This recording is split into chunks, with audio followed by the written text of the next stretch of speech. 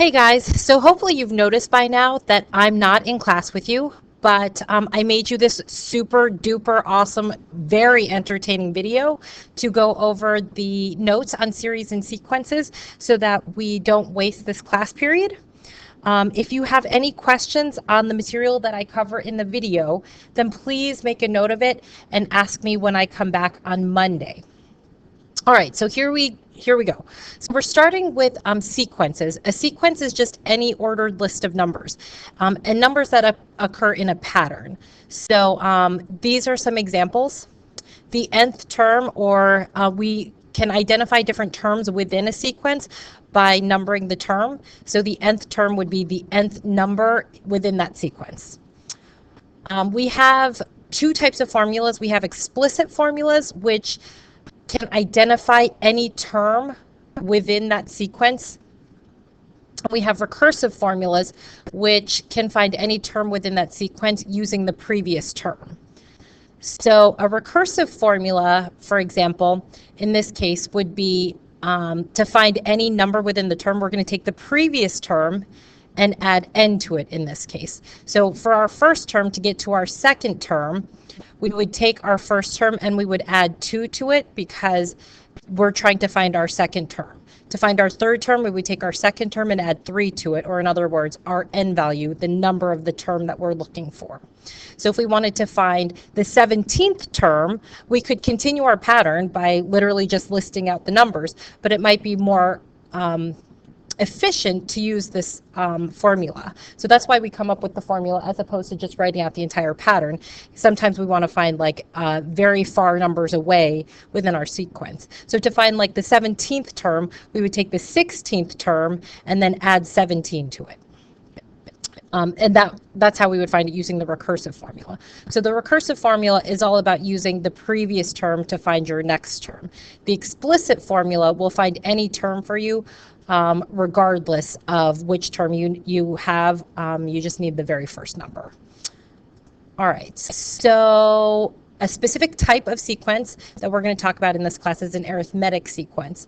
So it's a pattern where every time we get a number, we add the same number to it. That number is called the common difference, and we represent it with the letter D.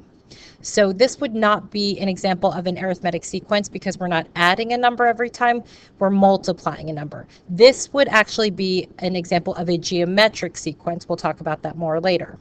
This is an arithmetic sequence. We're adding 6 every time, so our common difference is 6.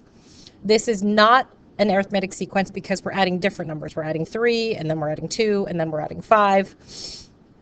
This would be an arithmetic sequence because we can add negative numbers, or in other words, subtract numbers. Subtraction is just the addition of a negative number, so our D would be -3 in this case. So anytime we have an arithmetic sequence, we have an explicit formula to find any specific term within that sequence, and we have the recursive formula to find any term if we know the previous term.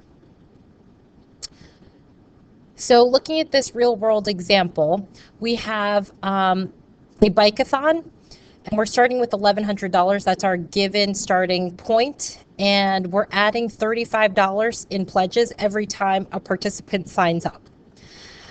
So what we're going to do is try to find the minimum amount of money raised if we have 75 participants. So we need to find the 76th term in the sequence because our first term is actually the amount that we raise if we had 0 participants, because that's what we're starting with. So to find the 76th term would be the amount that we would raise if 75 people showed up or signed up. So our first number within the sequence, or our A sub 1, is 1,100. The amount that we're adding every time we have a participant is $35, and we're going to find out how much money we make with 75 participants. So we just plug these numbers into our explicit formula right here and simplify it right in our calculators, and we get $3,725. We are going to use the explicit formula in this example. So our first term, our A sub 1, is 5.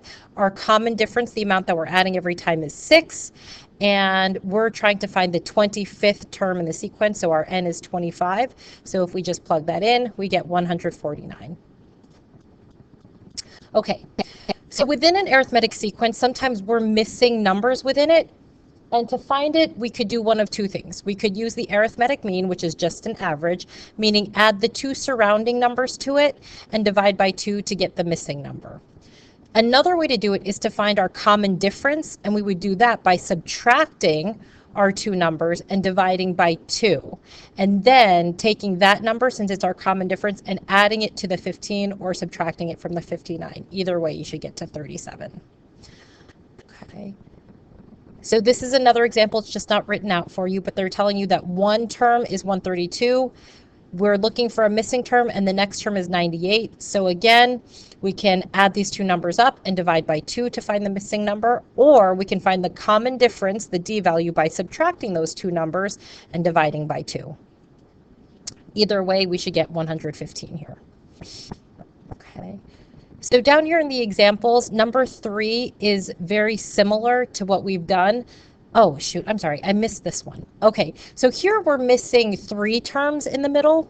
So we would find our middle missing term first by doing exactly what we've been doing, adding our two outside numbers and dividing by 2, or by finding the common difference and then adding it to our next numbers. So either way, we should get 31 here. Whoops. Just move that. And then we would do the exact same thing using 45 and 31. Once we know two back-to-back numbers, we can find our common difference just by adding or subtracting. And then we can find our third missing number by following the same pattern. So number 3 down here is just like number 3 over here. So we find this number first, and then we use that number to find this missing term. And then we can either use our common difference or we can use our arithmetic mean to find our last missing term, either way. Okay, so example 1 and 2 here are different because now we have no middle term that we're missing because we're missing 2 numbers, not 3 or 1. So if we don't have a middle term, we can't use the arithmetic mean. We have to use our common difference. So again, just subtract your 2 numbers. And then in this case, we're dividing by 3 because we're going to add or subtract 3 times to find these missing numbers. So we get a common difference of -6. So we're adding -6 every single time. So 21 plus -6 or -6 is 15. -6 again is 9. And -6 again would get us to 3. Number 2 is just like number 1. 127 and 166 have a common difference, or have a distance of 39, and divide it by 3 because we're going to add that number 3 times to find our missing values.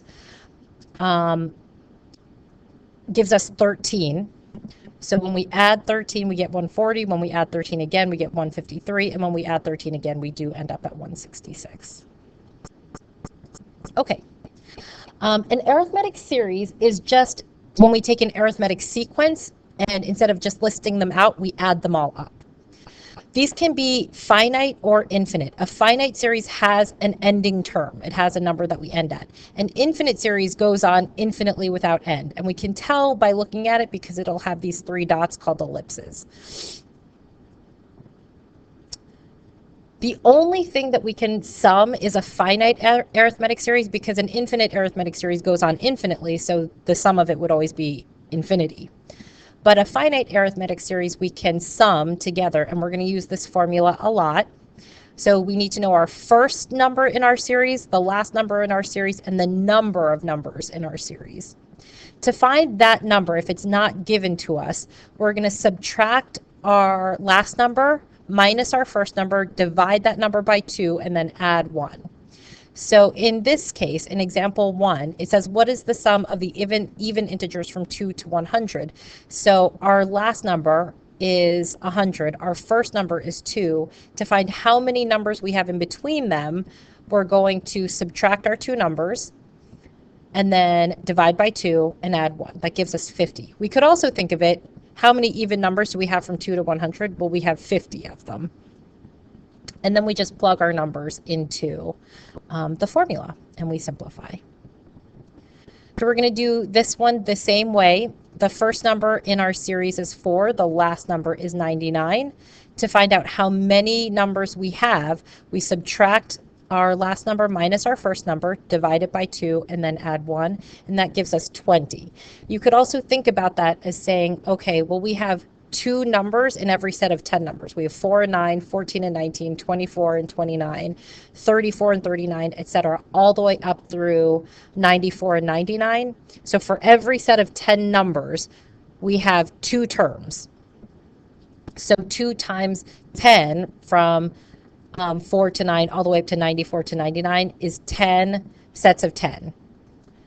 So we end up with 20 terms, or again, you can calculate it using the formula. And then we just plug it into our sum formula right here. Again, this is going to be given to you. You don't have to memorize it. And then we calculate and we get 1,030. Okay. This is a real world example. So a company is going to pay a $10,000 bonus to salespeople if after 50 weeks they've made 10 sales in the first week and then continue to improve their sales numbers by 2 sales every week after that. So the amount that we're going to add every week is 2, or our common difference. The number of times we're going to do this, or our N, is 50. We're starting with a baseline of 10 sales. And what we need to find out is how many sales we would have to make in our 50th week to stay on pace. So how many sales did a salesperson make in week 50? We're going to use our explicit arithmetic sequence formula. So we start with 10. We're going to do it 50 times, adding 2 each time, which gives us 108 sales in week 50. The sum of all of our sales after 50 weeks, we're going to use our sum formula, which is going to be 50 divided by 2 plus our first term and our last term, which we just found, gives us a total of 2,950 sales you would have to make at minimum to earn the $10,000 bonus. Summation notation is just another way of writing an arithmetic series. So this number down here is what we call the lower limit. This number up here is what we call the upper limit. And this formula right here is always going to be your arithmetic sequence explicit formula. So if we take a look here, it says, what is the summation notation for this series? So we're just going to rewrite this using this format, which is what we call summation notation. This Greek letter is called a sigma. So we put our explicit formula here, which is our starting number, our a sub 1, plus n minus 1 times our d, our common difference. So our starting number is 7 plus n minus 1, and then our common difference, the number we're adding every time, is 4 in this case. We're always, in this class, going to start with n equals 1. We're always going to start with our first term. That won't always be the case.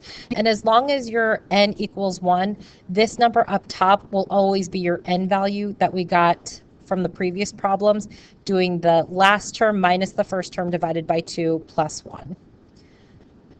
So our last term is 207 minus our first term of 7 divided by, in this case, our common difference is 4 plus 1 gives us an n value of 51. Okay, the last thing we're going to do is we're going to clean this up by distributing the 4 and then combining like terms. So we get 4n minus 4, and then when we combine that with the 7, that gives us 4n plus 3. All right, we're doing the same thing here. We have a series. Our common difference is 7. So we plug in our explicit formula here. We start with -5 plus our n minus 1 times our common difference. We always put in n equals -1 down here, and we get this number by subtracting our last term minus our first term, dividing by our common difference, and adding 1. Last thing we did was clean up that explicit formula by distributing and then combining like terms. So we had 7n minus 7, and combine that with the -5 gives us 7n minus 12.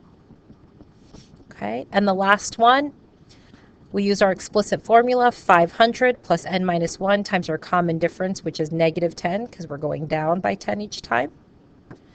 We have our n equals 1 down here, and then our last term minus our first term divided by -10 plus 1 gives us 50 for our upper limit. Okay. So if they ask us to actually sum a series that's written in summation notation, we just need to pull the information from the problem that we need for our formula. We need our n, we need our a sub 1, and we need our last term, which in this case is going to be a sub 70.